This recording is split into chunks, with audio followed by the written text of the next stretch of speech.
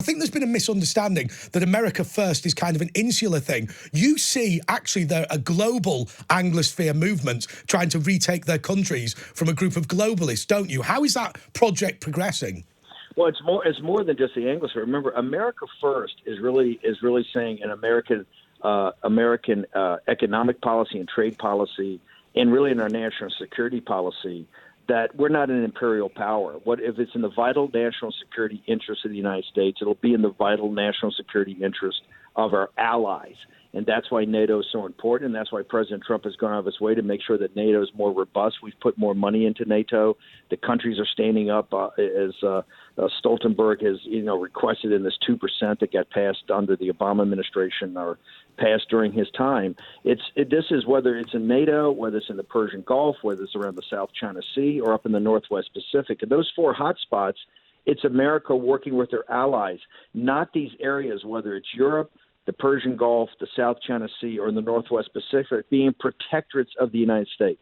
That we are allies, we are in this together. That's why President Trump is trying to get, and America is quite frankly more engaged than ever in the South China Sea, more engaged than ever in the Northwest Pacific. And I say that as a guy who was a young naval officer back, in the 70s and the early 1980s on patrol on a destroyer in the South China Sea and in the Persian Gulf and North Arabian Sea, many times with members of the Royal Navy, with other combatants from the Royal Navy. So America First is to be allies, but you're seeing throughout the world, Andre, not just in the Anglosphere. You're seeing it in India, you're seeing it in Japan, you're seeing it in Brazil, you're seeing actually in sub-Saharan Africa now. People are standing up and understanding the Westphalian system, the system we've had for 300 years of nation states, and that's where citizens can have their most powers at the nation state level.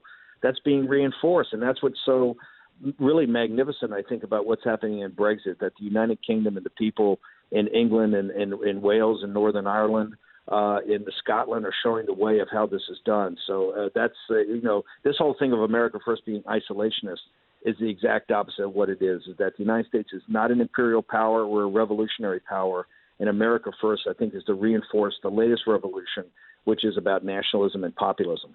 Since the Brexit referendum, there's been a concerted effort by the British Parliament to stymie Brexit. They've put a load of roadblocks in the way and made it as difficult as possible. Similarly, the Trump impeachment, I think, I'm right in saying... Well, hang on, Andre, let me just stop you there, because I think you say it's Parliament. I think what was stopping, I saw this when Theresa May came over the very first time. I think the first roadblocks was the British civil service. I said they never wanted this to happen in the first place.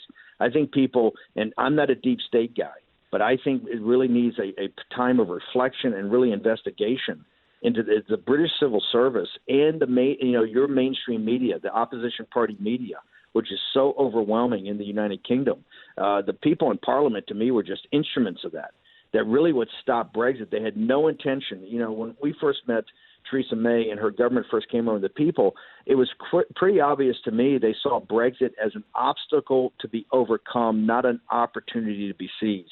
And I think the British civil service, which is still there, which I think will try to thwart. And look, you've still got some choppy water ahead of you after January 31st, and people, I think, are to be very in tune. It ain't over till it's over. And on Brexit itself, I think you've got some choppy water, and I think you're going to have still a lot of resistance from the mainstream media, the BBC, all these pundits. Your betters I think are still going to fight this and still try to make it as Brexit light as possible. And so it's just not the members of Parliament. I think it runs much deeper in the United Kingdom. Sure. I suppose the point I was making was this. We've seen the attempt to stymie Brexit in the United Kingdom, and then that crushing defeat for those people that wanted to stop Brexit, the establishment and people on the political left. Surely people in America are now looking at the Trump impeachment, and they're looking at Boris Johnson and saying to themselves, hey, there are congressional elections next year, there are presidential elections next year. Doesn't Trump and the Republican Party just crush the Democrats in the same way that Boris Johnson crushed the pro-Europeans? Listen, the tendencies and the underlying, particularly in the economy, it's definitely there. But remember, this is all, and I think I'm pretty good about, particularly since I have this new podcast radio show on impeachment, of knowing the details, and I've been pretty good about projecting things out. But as I tell people, nobody knows nothing. This thing is still day to day. Remember, he's going to go on trial. And in that trial in the Senate, President Trump doesn't want just acquittal. President Trump wants exoneration.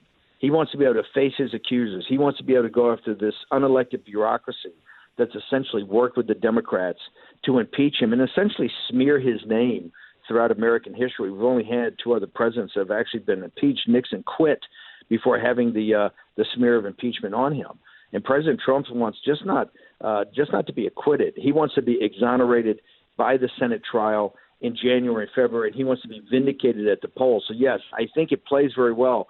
The polling shows that it has started to trend in President Trump's direction, and particularly as people look at the opportunity cost of what we could have done as a country instead of being obsessively focused on this.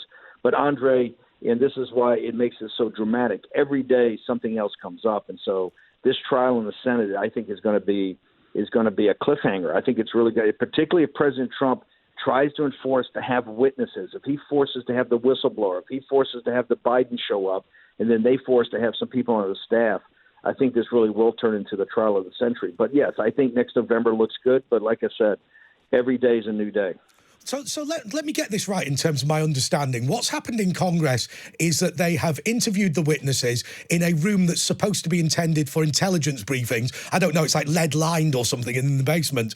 They've refused the minority, the Republicans, an opportunity to question the witnesses properly. And now they're potentially delaying the impeachment unless the Senate agree to have a circus. Is that a fair summary?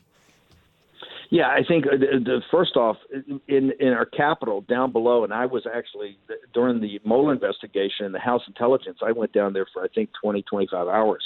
They have a secured room really in the bowels of the Capitol that you can't get any electronic devices and you can't wiretap. You can't really have any cyber intrusions in there. And that's where Adam Schiff was running the secret star chamber and really deposing these witnesses without really the Republicans having any input. That was all kind of broken by a guy named Matt Gaetz that exposed that. Then we went up publicly. What they intend to do is to try to just take the testimony they got from the impeachment process, which, remember, they had the votes. I kept telling people months ago they're going to impeach the president because they have the votes. It has nothing to do with, what the evidence is. This Ukrainian thing is a sideshow to a sideshow. It's not even, if you think about everything we had to do with China, this existential threat of the Chinese Communist Party, the Ukraine thing is a sideshow. This is just an excuse to try to get the vote, to pull the votes again, the Democrats to impeach him. Now the hangup is that we believe they're not prepared to go, that the case is so slipshod that they're intimidated about going over and actually getting blown out of the water by the Senate very quickly. And so they're looking for more time to actually go present this thing. The question gets to be, is it going to be a tight trial with just the evidence that was shown in the House proceedings, which the president was really dialed out of, or is Donald Trump going to go for full exoneration? Is he going to force to have these whistleblowers and all these witnesses that they wouldn't call because they were afraid of them being cross-examined? That's what's hanging in the balance about January. But is this even a reasonable impeachment to have? Because isn't it supposed to be bribery, treason? I mean, what is, I don't know, obstructing the Senate and misbehaviour in office? I mean, are they actually a thing? My question, I suppose, Steve, is this unconstitutional? Are they just weaponising the Constitution because they didn't like the result? Remember, there've been 6 impeachment attempts. The first one was before Donald Trump took the oath of office. Andre, this is a great question. It goes back to our founders and how they saw impeachment. They saw impeachment as something that should never be weaponized. In fact, Alexander Hamilton argued in Federalist, I think it was 65, you cannot allow the factions, or at that time what they called the political parties, to ever in an overheated moment use impeachment to do something that election was supposed to do. This is about overturning the 2016 election, just like stopping Brexit for all those years was about stopping Brexit. The established order does not want change. And so they use this, and you're absolutely correct. It's the reason the 2 articles of impeachment are so loosey-goosey. Your point's the most important point. This was not hardwired back into the Constitution. They didn't bring up treason. They didn't bring up bribery. They didn't bring up high crimes and misdemeanors. The reason they didn't have the evidence. They had a very loosey-goosey thing called abuse of power. Then the second, they didn't go for obstruction of justice. The one thing they said on the Mueller report, this entire time he obstructed justice for years and years and years, they didn't have the evidence for that. So they went for this kind of bizarre obstruction of Congress, which really we have the courts to decide that on the separation of powers. In fact, that's being argued out right now about executive privilege and President Trump not allowing some of his guys to go up and testify because of the natural powers of the presidency and the executive branch. Your point's well taken. They had 2 watered-down charges. That's what they're nervous about now. They're nervous about having this opportunity cost of not focusing on trade, not focusing on the business of people, taking all this time to impeach him and presenting this to the Senate where it really craters in a couple of days under a withering glare of the Senate saying you didn't really do your job. And that's what they're very, very nervous about because of this kind of, President Trump calls it impeachment light. Yeah. Okay. Look, imagine Donald Trump moves on beyond this impeachment. Gallup has him up 5%. He gets re-elected, I'd have said, fairly easily. And the UK leaves the European Union on the 31st of January. What is the future for the British and American relationship? Because obviously there's talk of a trade deal. There's been significant concern in the UK, though I don't share it, about privatisation of the NHS. But there is an opportunity here. I just wondered how you saw that opportunity developing.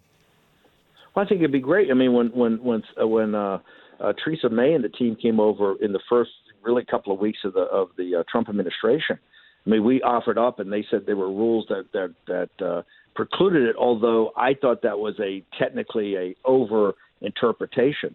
You know, we would have put together a trade deal relatively quickly with the United Kingdom. We think the United Kingdom would be a major trade partner with the United States. You know, you guys are having a terrific economy. You know, some of the best goods and services in the world. It's at a world-class level. So I think I think a trade deal will be done. I think a trade deal that'll be reciprocity, which President Trump is always very concerned about, that it works for both parties. So I see that happening. You know, I believe that, and I would argue that should be parallel to your deal with the EU after you leave the European Union on January 31st. In fact, I would say the EU, all they've done is jerk around the British people. They haven't been a good partner in the entire Brexit time. There are many, many things they could have done to really allow Brexit to happen much quicker than this. Don't think that's going to change. You have many embittered bureaucrats in Brussels that are just looking to put the knife into the British people, into the United Kingdom. They're furious that you left the EU. They think it could be a guide for other parties, although I think all the other nations of Europe, particularly the populist and nationalist parties and individuals I work with, have never talked about really or not interested in leaving the EU. They just want the EU to change to be a union of nations, not like a United States of Europe, but a collection of individual nation states bonded together.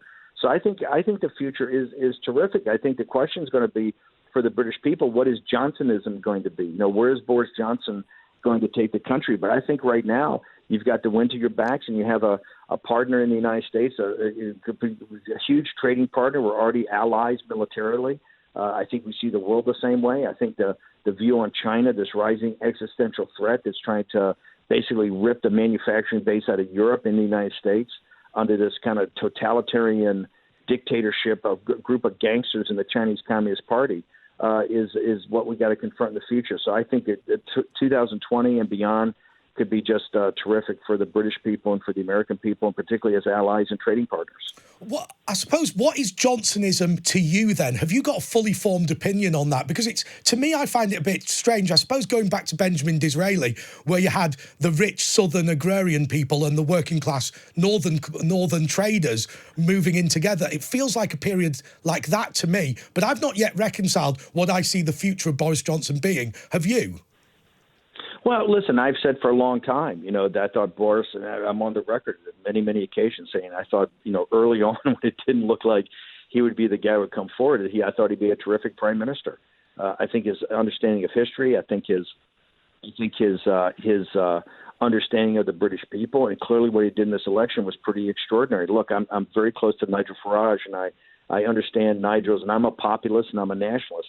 And I've said I'm not so sure that Boris is either of those, but he's done an extraordinary job in this election process to build this coalition, and I think you've got to deliver for this coalition. I think Johnsonism is going to be written in history. It's going to be written in the history of Britain going forward, and I think we're going to see this play out in 2020. But you have a guy. What I'd like about Boris, he's a man of action and he's a man of ideas. And so I think you're going to start to see some of these ideas. And I think he looks to me, he's got a terrific team around him. I think you're going to start to see these ideas put into action. But I will tell you, you have a unique opportunity. He really connected with and spoke to working class people up in Midlands, England, up in the northern part. in those cities and from the industrial base, and that's quite unique. I think you have a very unique opportunity. It's what we had in 2016. We're trying to deliver on it. Our economy's on fire. Wages are going up. Unemployment's at an all-time low. I think you've got working class people even more engaged, and middle class people in the message of Trump, particularly Hispanics and African Americans, where we're tying together working class people that are African American and Hispanic. So I think Trumpism is on the march, and I think we're going to see what Johnsonism is. But Boris is a smart and savvy guy, and he understands how you take ideas and put them into action. So I think it's going to be just a fantastic time in politics and a fantastic time to be part of history. So, Steve, obviously, you are not one to sit on the sidelines. What are you up to in the next few weeks? I know that you've got this podcast, which is warroom.org, and I think it's nationally syndicated as well, isn't it? Yeah, it's the only thing that's really, we got over 800,000 listeners now, I think, on podcast downloads. We're on cable TV, nationwide on terrestrial radio. We're on a streaming service, and we're in the big cities on some of these special radio networks. So it's the only show out there that's done it. I just started 10 weeks ago because I thought this impeachment was going in the wrong direction, that Trump supporters were not really focused on it since things are going so well. And so I had to cancel. I was supposed to be in Europe. I was going to be in Taiwan for the upcoming Taiwan elections. I was really working with people throughout the world on populism and nationalism. But because this was an emergency, and we were in extremis there for a while, I've just dropped everything and focused on this impeachment. I'm going to stay here and do this now until the day after President Trump is acquitted by the United States Senate, and then I'll figure out what the rest of my 2020 is. But right now it's probably just day-to-day support President Trump so we can have the same sweeping landslide that Boris Johnson and the Tories had in 2019, recent elections. We have that in 2020.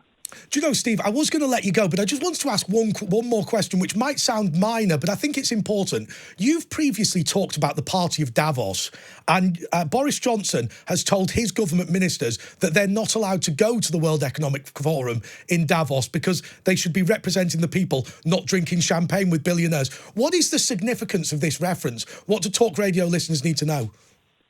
Well, listen, I'm not a conspiracy theory guy, and this is what I've tried to do both at the Breitbart site and with my radio show and now with my podcast and all this, is to really, I come from working class people. My grandfather and father were Irish immigrants and actually lived, a big part of the family lived in Liverpool after they left Ireland before they came to America. We're blue-collar working class people, but I had a chance to go to Georgetown and go to Harvard.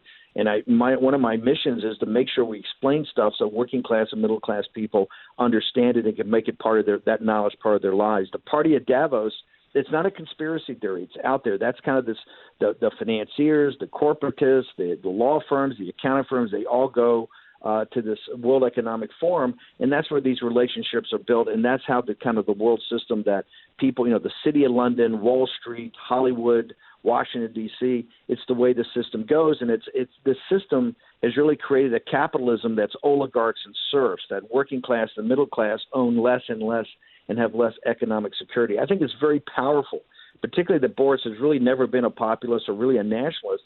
I think it's very powerful for Boris Johnson to come out and say, hey, I don't want us hanging out. I don't want my guys over there, my men and women in my cabinet or my government over there hanging out with this. We're going to drive the agenda of the British people. Nigel Farage, I think, will go down in history as one of the greatest men in British politics for what he's done. But he's a fire-breathing populist, and he has been against the party of Davos from day one. I think his message is now starting to seep into the political culture, and particularly the conservative political culture in the United Kingdom, and I think that's going to have a quite a powerful thing. I would love to have, as much as a populist as I am, sometimes our government is not that populist. President Trump is a populist, but the government does other things. I think they will be actually represented in Davos, which I would love to have them shun.